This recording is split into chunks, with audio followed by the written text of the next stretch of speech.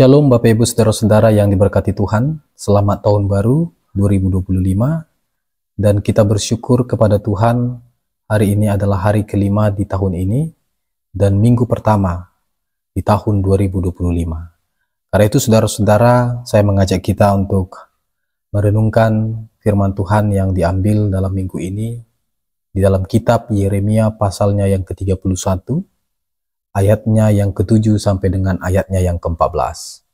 Jika sudah menemukan saudara-saudara, saya akan bacakan bagi kita demikian firman Tuhan.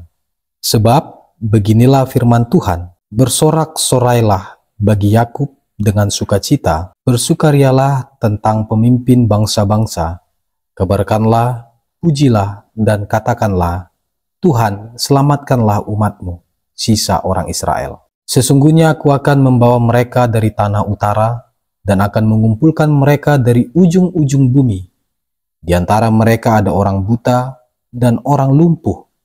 Ada perempuan yang mengandung bersama perempuan yang melahirkan. Suatu kumpulan besar mereka akan kembali ke sini. Dengan menangis mereka akan datang, dengan memohon-mohon mereka akan kubawa. Aku akan memimpin mereka ke sungai-sungai di jalan yang rata. Di sana mereka tidak akan tersandung, sebab akulah Bapa Israel, dan Efraim anak sulungku.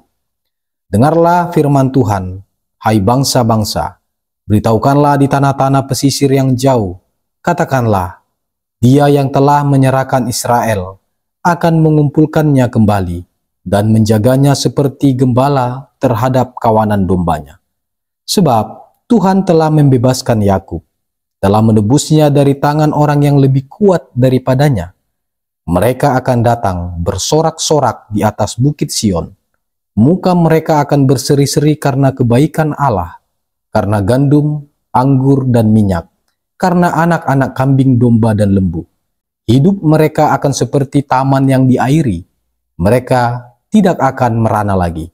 Pada waktu itu, anak dara akan bersukaria menari-nari bersama orang-orang muda dan orang-orang tua. Aku akan mengubah duka cita mereka menjadi sukacita, akan menghibur dan membuat mereka gembira lepas dari kedukaan mereka. Aku akan memuaskan para imam dengan kelimpahan, dan umatku akan kenyang dengan kebaikanku. Demikianlah firman Tuhan. Amin. Saudara-saudara yang diberkati Tuhan, ada sebuah istilah bijak yang berkata demikian. Jangan jadikan dirimu seperti padi yang kosong, yang dipelihara dan akhirnya akan terbuang. Saudara-saudara, padi yang kosong itu mengingatkan kita bahwa sesungguhnya terkadang seringkali kita menghidupi kehidupan yang tidak memiliki nilai. Siapapun kita, saudara-saudara, sadar atau tidak sadar, kita sering berada di titik itu, tidak menyadari kehidupan kita memiliki nilai. Ada anggapan saudara-saudara bahwa dalam kehidupan ini yang penting cukuplah hidup, cukuplah bernapas, itu sudah jauh dari cukup. Sehingga akhirnya kita tidak bisa menemukan makna dari setiap perjalanan kehidupan kita. Dan hari demi hari saudara-saudara, yang kita jumpai dalam kehidupan kita adalah bukan makna atau nilai, tetapi kehampaan, kekosongan, dan hal itu membuat kita berada pada keterasingan, membuat kita berada pada situasi terabaikan, tidak dianggap, bahkan akhirnya terbuang. Karena itu saudara-saudara yang diberkati oleh Tuhan kita Yesus Kristus, hal yang harus kita temukan adalah bahwa sebenarnya hidup kita itu memiliki arti, memiliki nilai, dan sungguh berharga.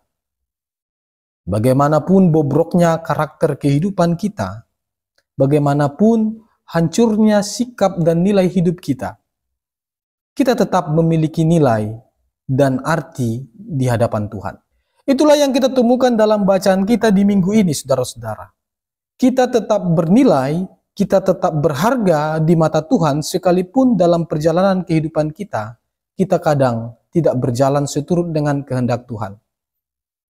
Sekalipun di satu sisi kita tidak bisa menemukan kebermaknaan hidup kita, namun kita tetap bermakna dan bernilai di hadapan Tuhan.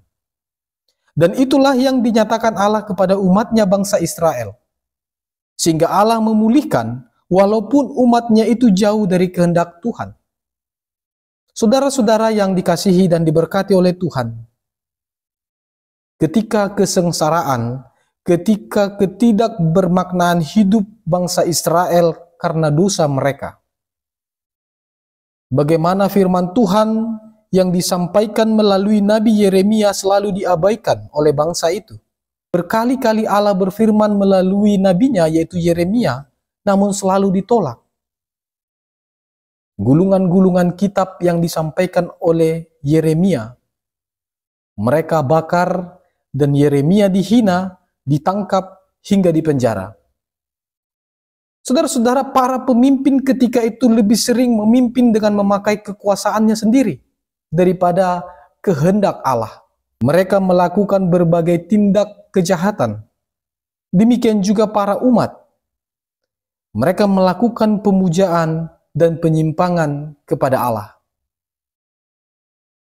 Ketidakadilan terus terjadi di mana-mana di kalangan bangsa itu. Dan dalam kondisi semacam ini, saudara-saudara, maka ada akibat situasi yang harus mereka tanggung. Mereka harus mengalami pembuangan. Kehidupan mereka menjadi terbatas. Identitas mereka sebagai umat pilihan terbuang. Saudara-saudara, yang sebelumnya mereka adalah umat yang merdeka, tetapi dalam pembuangan mereka harus hidup bergantung terbatas. Di sisi kemanusiaan mereka sebagai manusia jatuh, merosot di titik paling rendah. Kemiskinan, keterhinaan, tidak dihargai sebagai manusia, mereka harus jalani dan mereka harus alami. Dan apa yang dialami oleh bangsa itu, saudara-saudara, tentu saja menjadi pergumulan batin secara khusus pada Nabi Allah, yaitu Yeremia. Saudara-saudara, penghukuman bukan berarti Allah tidak memiliki belas kasihan ke dalam diri manusia. Yang Allah inginkan adalah umat itu hidup dalam keteraturan Allah. Umat itu memiliki kualitas, kebermaknaan hidup mereka sebagai umat pilihan. Penghukuman menunjukkan agar kehidupan umatnya terpelihara, terjaga dengan baik di masa yang akan datang. Saudara-saudara, dalam situasi seperti inilah muncul pertanyaan yang cukup sederhana. Mengapa harus dihukum dulu baru ada pembaharuan? Persoalannya bukan karena Allah tidak memiliki belas kasihan, melainkan hal ini terkait dengan keberadaan Tuhan Allah yang wibawanya, otoritasnya, jauh melampaui pikiran dan perasaan sentimental manusia. Termasuk juga perasaan yang dialami oleh Nabi Yeremia, sebagai seorang nabi yang juga bagian dari bangsanya. Dan tindakan penghukuman Allah, pembuangan Allah kepada umatnya itu, mau memperlihatkan kepada kita tentang otoritas Allah di hadapan umatnya, yang sesungguhnya sekalipun berdosa, umat itu tetap dikasihinya. Karena apa, saudara-saudara? Karena sebelum penghukuman itu terjadi, Allah selalu memperingatkan, memberikan kesempatan kepada umat itu untuk berbalik dan setia kepada Tuhan. Saudara-saudara, namun berkali-kali mereka tidak mau, terutama para pemimpin kaum elit di kerajaan Yehuda. Sebagai contoh, saudara-saudara, tindakan Raja Yoyakim, anak dari Raja Yosia. Yosia adalah raja yang mampu menata kehidupan. Tetapi kemudian ketika Yosia meninggal lalu digantikan oleh Yoyakim, ada tindakan yang sangat tercela yang dilakukan oleh pemimpin itu. Bagaimana ia membakar kitab yang ditulis oleh Yeremia bersama dengan Baruk, dengan alasan karena Yeremia memuat berita tentang kehancuran. Saudara-saudara, Yoyakim anti kritik. Ketika itu disampaikan, sebagai penguasa, ia justru membakar dan menolak apa yang disampaikan oleh Nabi Yeremia.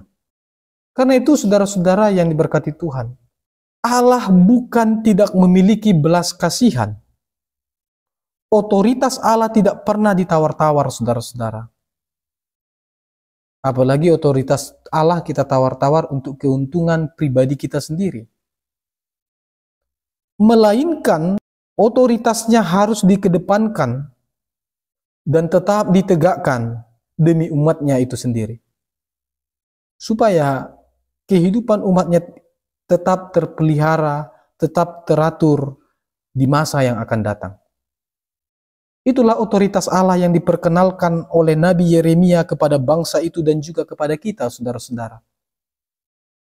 Bahkan penghukuman yang sangat pahit harus terjadi supaya keteraturan dan kebermaknaan hidup ditemukan. Saudara-saudara, ketika Allah melihat ketidaksetiaan umat itu, ketidaksetiaan yang melampaui batas, maka perlu ada perubahan yang diawali dengan sebuah penghukuman yang dilakukan Allah. Dan dalam bahasa yang cukup dekat, saudara-saudara, penghukuman membuat efek jera. Walaupun dalam realitas kita tidak selamanya orang-orang yang dihukum mengalami efek jera. Dan itu sering terjadi, saudara-saudara. Penghukuman hidup demi masa depan inilah yang kemudian Allah sampaikan kepada Nabi Yeremia, agar supaya kehidupan bangsa itu mengalami perubahan hidup yang positif, menemukan kebermaknaan hidupnya, pembaruan hidup yang merupakan kesempatan untuk mampu menarik diri serta mengevaluasi diri di dalam setiap perjalanan kehidupan para umat dan juga kepada kita. Dan dalam kesempatan ini, Bapak Ibu Saudara-saudara, Allah menghadirkan anugerahnya, kebaikannya, belas kasihannya, sekalipun kadang kita berjalan dalam kelemahan dan keterbatasan, pergumulan, serta kesulitan hidup. Saudara-saudara, bagi kita umat Tuhan masa kini, perubahan hidup kepada yang positif, menarik diri serta melakukan evaluasi itu. Maka di minggu ini diperlukan respon kita. Dalam sebuah ilustrasi yang cukup sederhana, Bapak Ibu Saudara-saudara, nasi uduk lengkap dengan segala jenisnya. Kita tidak akan bisa menemukan nikmat sebagai berkat ketika kita membiarkan itu disajikan saja. Sekalipun kita sudah berdoa dan bersyukur. Karena itu saudara-saudara, kita perlu menggerakkan tangan kita, menggerakkan mulut kita untuk mengunyah. Begitu pula dengan perubahan hidup ke arah yang lebih baik. Maka kita dituntut untuk memiliki respon dengan tekad yang jauh lebih serius, optimis. Dan itulah juga yang membuat kita untuk siap melangkah. Karena otoritas Allah selalu berserta dengan kita dan menyertai kita. Sehingga saudara-saudara, minggu ini kita diajak untuk mendorong diri, memberi sebuah respon positif, mengalami perubahan hidup yang lebih baik, menemukan makna di dalam kehidupan kita sekalipun keberadaan kita sulit, kebobrokan yang terus-menerus kita kerjakan. Otoritas Allah selalu menyertai kehidupan kita. Selamat melangkah ke arah hidup yang lebih baik. Tuhan Yesus memberkati kita. Amin.